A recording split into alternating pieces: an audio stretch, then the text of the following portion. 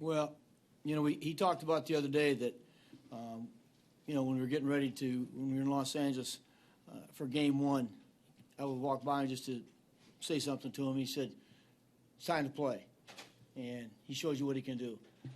This guy's electrifying on the field. He can do anything he wants, and that kind of hustle shows that he's determined to get us on and let us ride his back, and he's a dangerous player. In the back, Bill, we'll catch the mic. Terry, you talked before the game about how you wanted your players to handle things tonight. Wonder what you thought about how the fans handled things and what that might have added to the atmosphere for the team. Well, we knew going in it was going to be loud. It was going to be a lot of energy. The response, when our guys came on the field was unbelievable.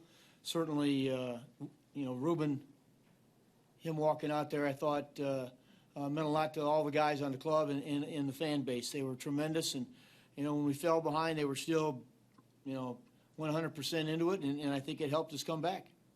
Other questions? Barry, we'll get you the mic. Terry, when the Dodgers went up 3-0, what did you guys do in particular to shut them down after that? Well, once again, we always put Matt in a tough situation. I mean, poor guy hasn't pitched in 10 days. Some days he starts, he doesn't, and I've seen this guy pitch a lot of baseball games.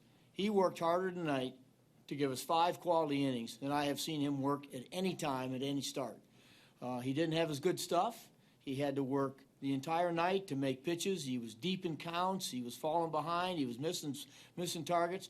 And, I mean, that's what you had to do. He had to go out there and battle it, and he just kept us in the game. He's bound and determined that they weren't scoring again. And he came off. As a matter of fact, he came off, and after the second inning, he said, "That's all they're getting." Right here. That's all I got off him. Rich?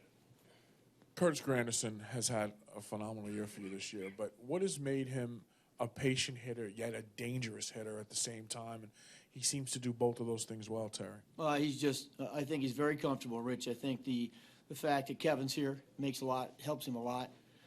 They have such a great rapport. He was so happy when we hired Kevin, and I think Kevin keeps him calm. Kevin knows his swing better than anybody.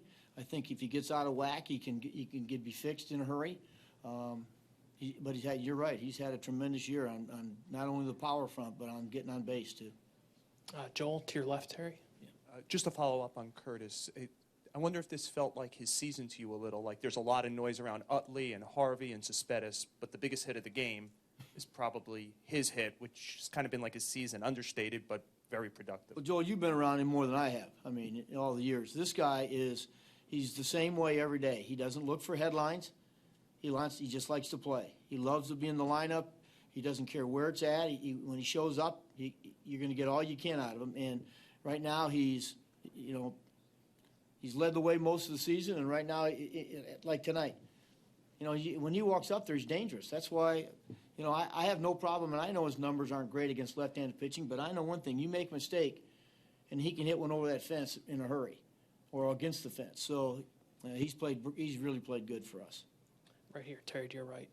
Terry, 2 things. Did the umpires ever issue a warning? And also, the commissioner mentioned he was going to speak to both managers before the game. How did that go?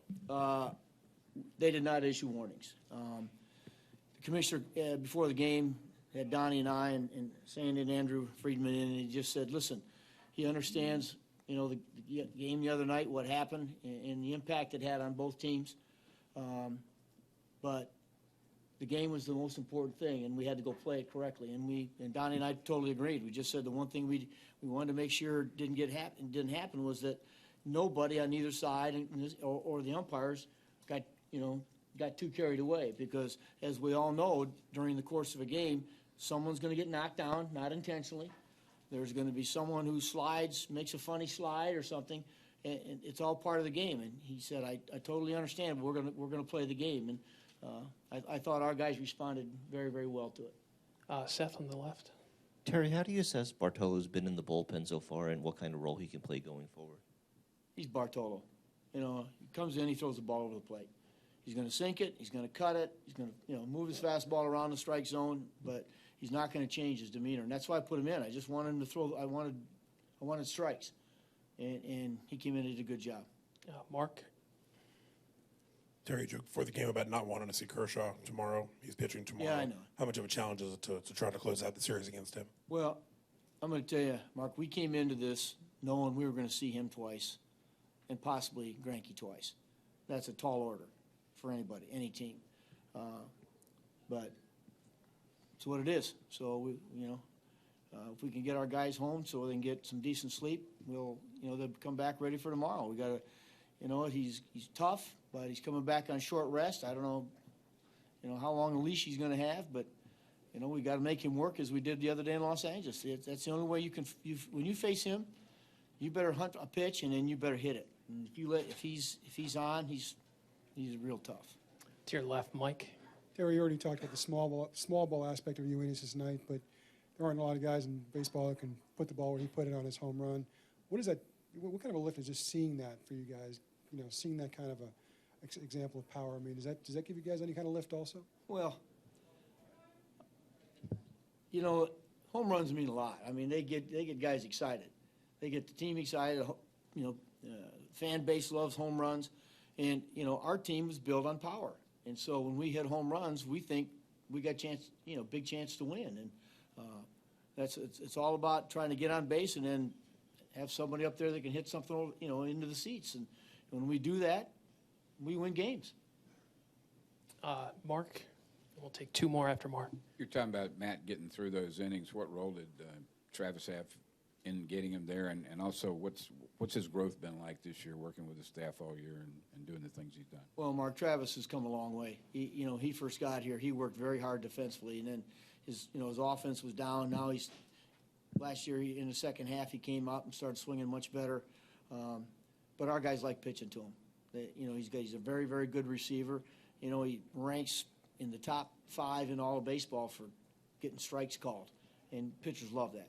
So, he sits down, but if you watch him between innings, they have a game plan, and which I think is one of the biggest things you can do is how am I going to get the first hitter out of the next inning? And they have a plan going up before they go out there, and he's done a good job. Take two more on the far left, and then Ian. Terry, going back to Bartolo, is he a guy you can run back out there after 2 innings because of his experience as a starter and throwing a lot? Well, I didn't talk to him yet after the game to see how he feels if he can come back tomorrow. We got to protect Steven a little bit. He hasn't pitched in a while, so we got to back him up with some guys that if he can get us through 5 or 6, that'd be great. But if Bart can give us a couple innings tomorrow, it would help. But if he can't, we got John Neeson, we got Robles. So it's about getting Steven as deep into the game as he can get us tomorrow. In the center, Ian. Terry, to win a game of this magnitude by that margin without a vintage Harvey performance, what does that say about where your team is right now? Well, when we came back in that 1 inning, I'm telling you, Matt was determined that he was going to go out there and shut him down, even though he didn't have his best stuff. And I think each inning we came in after that, when we kept seeing zeros up there, guys relaxed and put better swings on the ball and had better at-bats. And, even though he's out there and everybody on the club knew he didn't have his best stuff, I still think he's going to win. That's just, that's the demeanor that he carries around. Hey, I'm winning this game, and it always helps, helps the offense when they know that hey, look, they're not scoring anymore.